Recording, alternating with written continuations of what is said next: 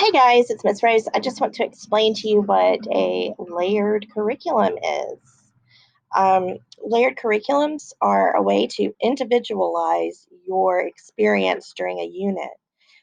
When we read novels together, since this is an asynchronous setting, since this is a distance learning setting, I've decided to use a layered curriculum as the way that we will guide our study of a novel.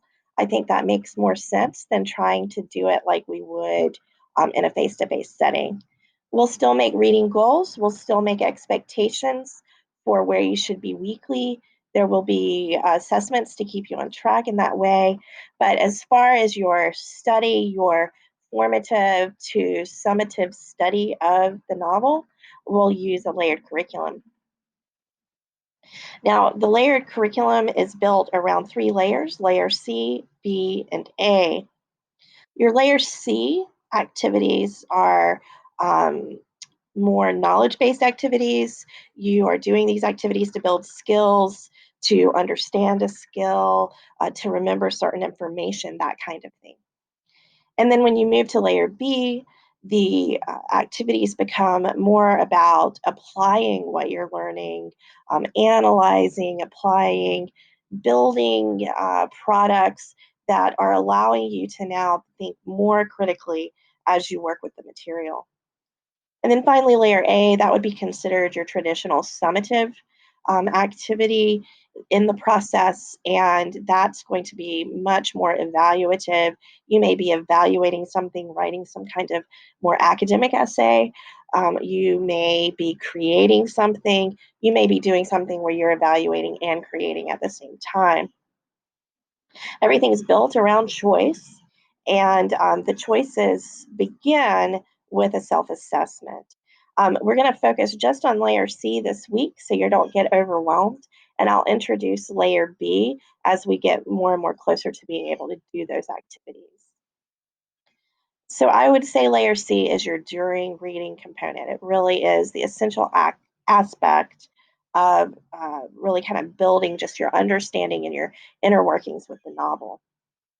Now, to be able to make choices, I think, in a thoughtful way, I have you self assess, and you will turn that your self assessment into me, and you'll tell me the activities that you think you would like to do in layer C. Um, but it all begins here with the self assessment. I almost always agree with students with their self assessments. It's rare that I don't. Kids tend to be pretty good at self assessing their needs. But if I disagree with you, I'll let you know why, and I might steer you in another direction. But I always like to honor your self assessment and validate it. And then we work through the choices that you've made together just to make sure that you're not overwhelming yourself or maybe not challenging yourself as much as you should. So if you look at the instructions, you'll see that I've kind of tried to consider work ethic as part of this as well. And then, just diligence and the way you complete things. Some of you are just big go getters. You really like school, you like doing activities, you like learning, you like being creative, that kind of thing.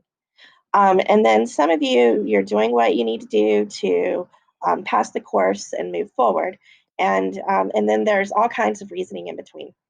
And all of that to me is valid. And so I like to try to set things up in such a way that you have some choices to nurture your way towards the kind of score that you're looking for. Now, if you notice that when you hit each of the choices, you're going to see these bold numbers. Those bold numbers relate to self assessment. Now, I'm always willing to let someone who may have assessed at a one or two try to push themselves towards challenge in the three or four area. I'm much less willing to let people that are here in these higher levels to go further down unless there's good reasoning. Um, so if there's a one or two, the activity has been designed in such a way to support you, to help you feel more and more confident in the course, and to give you that support and help that you believe you need to be successful. And then the higher level activities are built around much higher level thinking. And so there may be a lot more conceptual kind of thinking. It could move into even more artistic and creative kind of thinking. So there's all sorts of choices that I've built. You'll see there's a whole lot of wiggle room in how you want to learn. And things are designed in such a way to provide challenge or also just provide that nurturing foundation that you need with skills. And I will introduce a reading schedule to you. I'll kind of get some feedback from you about reading and how long it takes you to read and things like that.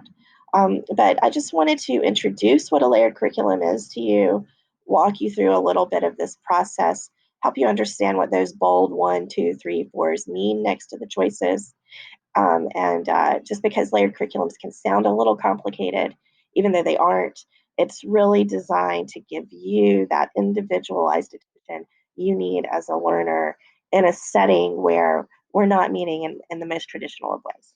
All right, can't wait to read Anthem or Book Thief with you guys.